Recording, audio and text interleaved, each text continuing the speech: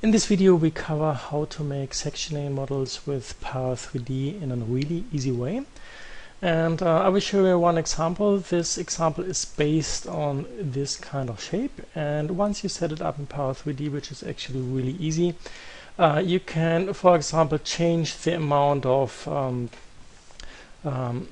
sectioning surfaces. Now go from 30 to 40. You see that that it's changing here. You can also change the angle of the sectioning surfaces, which I do right now here. I go into auto update, and you can see that the shape is changing, and all the things you can do here fully control on this Power 3D. You can, for example, also say in terms of rotation that you can use something like a random control. I go into random and use a random controller and change it between 0 and 90 degrees, and I go into auto update, and you can see what's happening. So you have a lot of options. I increase the amount again. I go to an amount of 80 objects.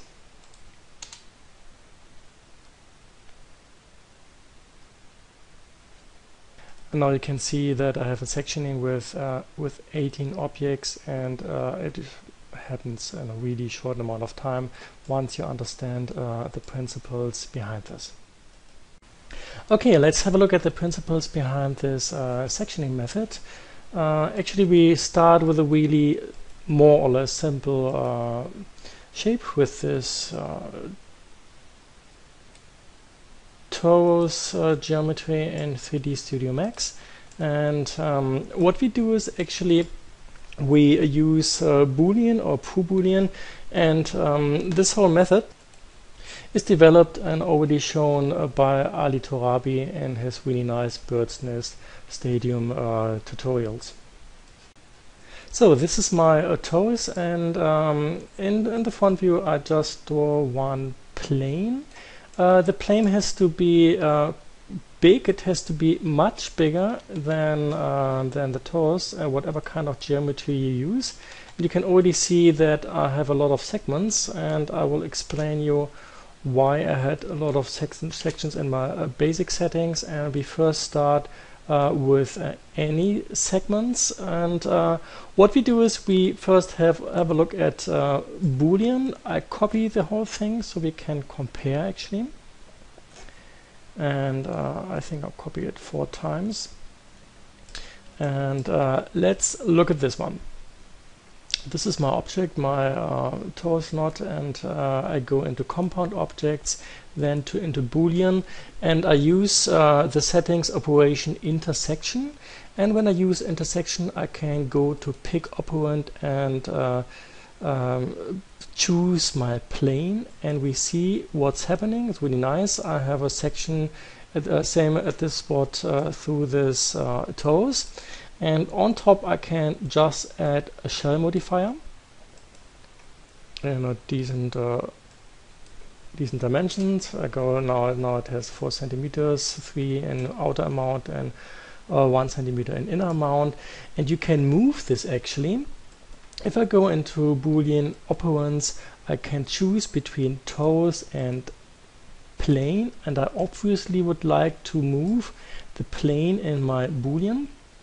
And for this I extend a little bit this viewport, and I start to move it, and you can see it's moving, and it's moving along the shape of my torus.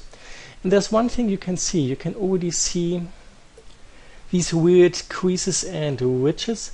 And the more complex the shape is, the more it's quite likely that you can have this. And there's one good way to get around of this, and this is probably good for every bool or pro Boolean operation. The solution is that the plane or the objects you intersect from one to the other should have a more or less same tessellation than the other object or the other objects, and we just move to this one, to this toes and to the surface at the back, and I will choose the surface behind this, and I just increase the amount of segments. I go to 80 segments for the length and to 80 for the segments of the width. Now it's slightly smaller. Let's move it to 60 by 60, and we choose again our toes, go to compound object in our menu and choose a Boolean, and then pick object and choose our plane. And what you can see is first, I will just attach shell modifier again. What you can see is if I now go into the substructure to operands and choose my plane, very important, otherwise I can't do it. And if I move this, you can see that the geometry is always looks really good, and there are no creases or ridges anymore. So this means it's also a really good example for Power 3D. I go to isolate selection, so I only have the surface, deselect my operands and right mouse click, or I can also go to the menu create parametric array. I choose one array count of 20, keep original objects I don't need right now. I call this para toes and go to create, and then my menu will open. Okay, and we will have a look at the structure. What you can see is I have all my settings for object, I have my shell function, but very important, I also have my Boolean object, I have my toes, I have my plane, and what we actually want to transform is my plane. So I open the menu under operand B. Operand B is my plane, important to know this, and I go to position. And when I go to position and select this position, I can already see which value I have to change. If I move this, I can see it's definitely not my X value, it's more or less it's my Y value. I want to adjust with Power 3D. So what I do is I selected the Y option, I drag and drop my node, the controller library will open, I enter lin like linear controller, double click, and here's my linear controller, and the first thing I choose in the pull down menu corner 1, and now you can see that corner 1 is selected, and I can move the value, and you can see that it just goes down. I move it to the end of the torus node, it's more or less here, and then I choose corner number 1, and here I do the same. I can also go into Pro Boolean and then operands like before. I can choose plane, important, I have to do it in the substructure, and then I can also move it to the end of the torus node, which is easy to find. That's more or less like here. And I go again to my shell function. If I now go to auto update, you can see very nice that I already have a really nice section along this chosen path. My approach is now to create more or less like a grid, and so also in the angle of 90 degrees. What I do is really important. First I deselect the Y option, I go to rotate, and I will have a look at this rotation. You can already see rotating about the X axis. There's 90 degrees, 0, 0 at the Y direction and 0 at the Z direction. If I choose my X, I can see when I enter 0 that the whole thing goes more or less like flat. This is what I want to have, but not with all of them, only with every second. And there's one really nice function. I can add the pattern controller, double click pattern controller, and what I can enter here is that for the first object I want to have 90 degrees, and for the second object I want to have 0 degrees, and I just between there is this little hyphen, and if I go to auto update, you can see what's happening. Only every second object is turned, but they now are all on the same level. And this is also something we want to change at the next step. So I also need a linear controller at Z position to have a transition from the top to the bottom in Z direction. I deselect, important, the X rotation. I click on the Z position and double click enter a linear controller. And after I did it again, I choose corner 0, 0. And what I do is here immediately I go to substructure in my modifier window, and then I choose move this one to the top, and under choose corner, I choose corner 0. Important, go to the substructure operands, and then you can choose plane, and you move this one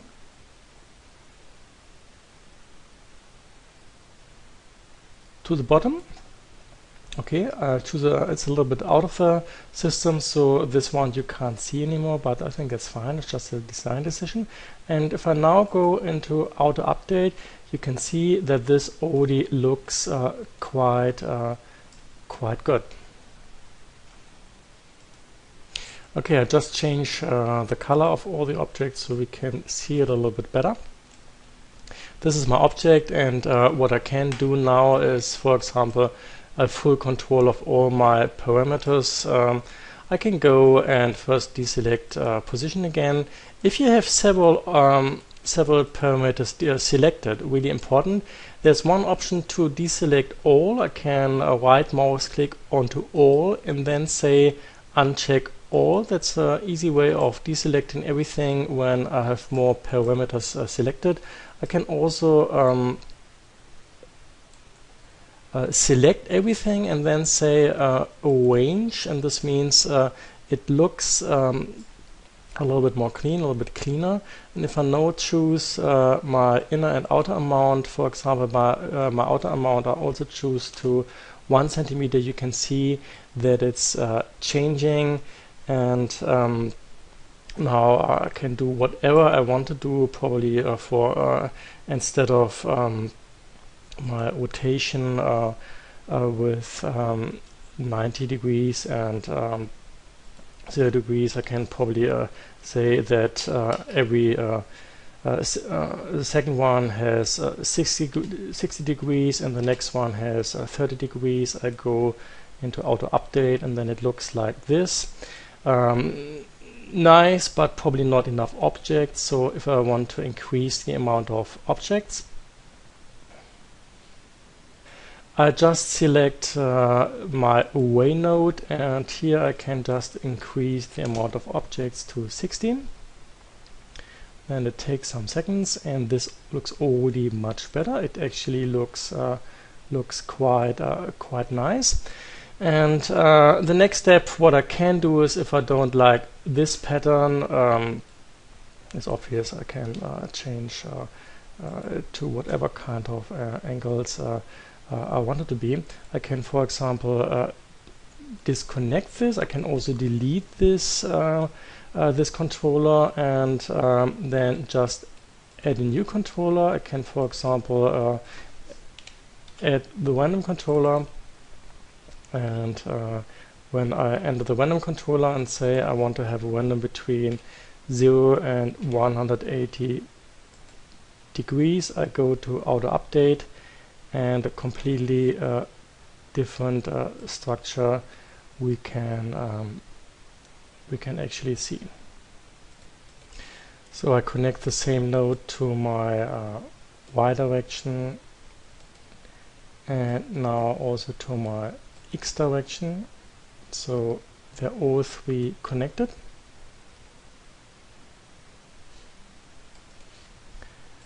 I move it a little bit so I can see that these three guys are connected. I go to auto update,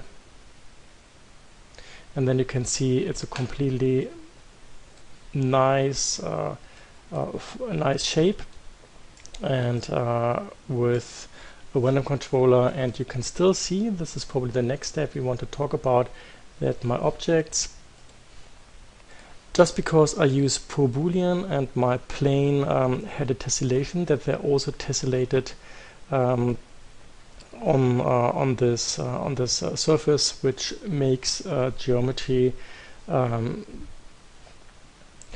without any creases, but you have this structure. So let's see how we can avoid a structure like this. I go out of my level, I select selection, and I have these other shapes, and what I do now is I choose these shapes, for example this one, and I go again to compound objects, and this time I just choose Boolean, and I go to start picking. I pick this plane, and what's happening is you can see that it just cuts the object, and it does a different thing than my Boolean. What you have to do in this case is something which is also design-wise not a bad idea. I take this thing out again, interplane, extract selected. Now we have this plane again on stage. I just enter a shell modifier on the object already. Outer mount 2 by and inner mount 2 by 2 centimeters. And if I then change my object, choose my object and go to start picking, we can see what's happening. This is exactly what we expected. It looks like this, but we can also see first that the shape doesn't look too good. You can see these shades, and if I choose my go to operands, and here in my menu I choose my plane, you can also see what's happening with the geometry. There are also some creases, even if you can't see the tessellation. It doesn't look too good. So the same thing, we look at the other example, for example this one, and here I choose again a similar tessellation like my object. This is my object, and then I go again to compound objects Boolean. I go to start picking. I made a mistake obviously, because what I wanted to do is I wanted to choose my surface plane and add a shell modifier on it. Okay, now again I go to my torus shape, and I go to start picking, choose my my plane with a shell modifier, and you can see this already looks quite good. I deselect start picking, I go into operands, and then choose my plane, and when I now move my plane, you can see it works, and the geometry always looks pretty well. So this is a really good way of doing it, and you can also see with the shell modifier that the shell modifier also follows the shape of my torus knot, which is definitely a good idea design-wise.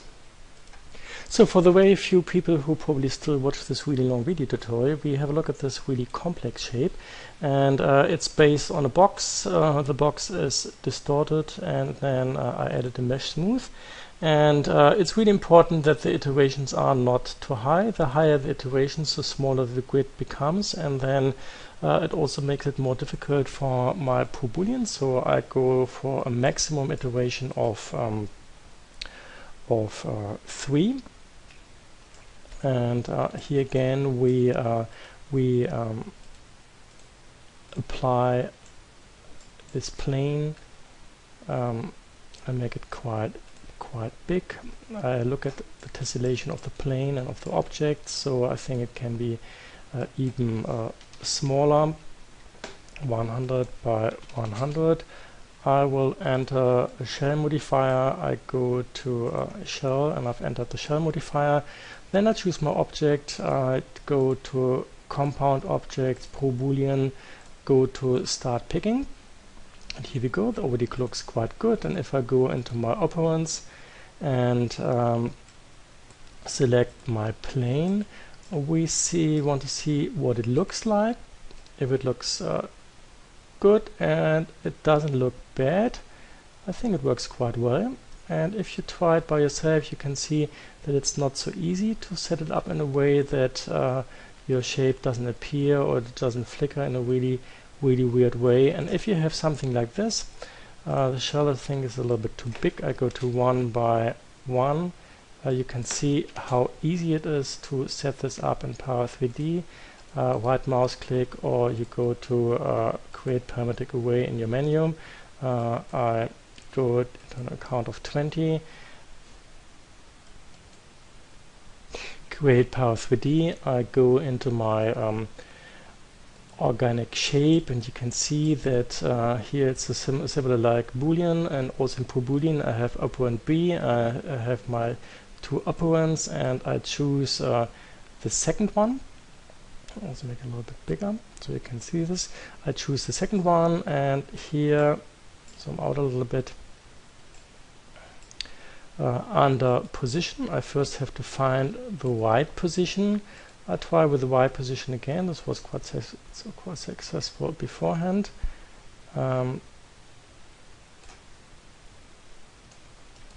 This time is actually the X position because the object was rotated. If I figured this out, I can just drag and drop my linear controller.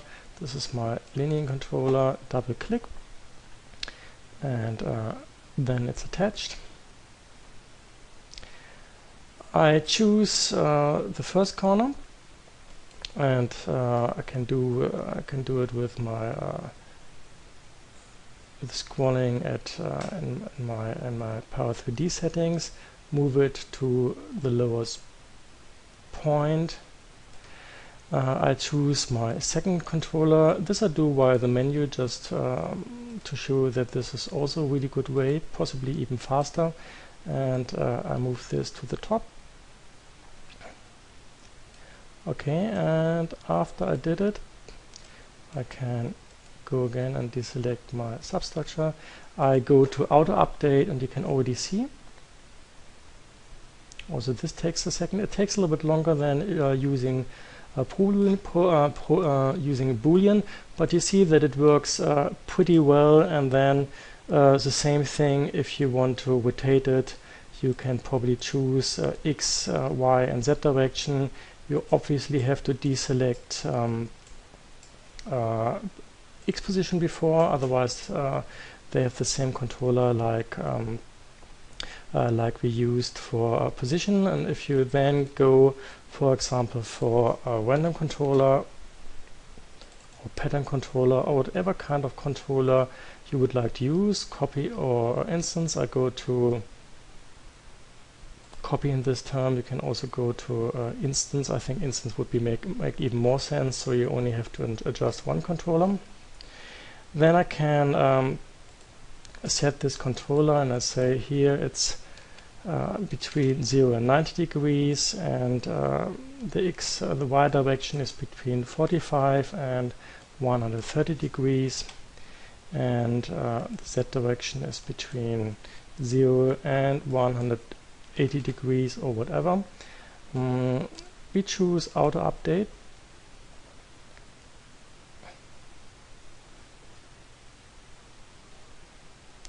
And here we go. We have a really nice randomly designed sectioning, and if there are not enough section surfaces, we can just increase the amount of sectioning surface. I choose select array node, and instead of 40, I choose 60. 600 is definitely too much. This was definitely a really stupid idea. You really have to keep an eye on what you enter here, because 600 objects means your computer will be busy for hours. I changed to 60. I had to open my auto backup. Anyhow, I attached again, and now as an instance in X, Y, and Z direction, and I changed a little bit the thickness of the object. I can always update it and go for a different pattern.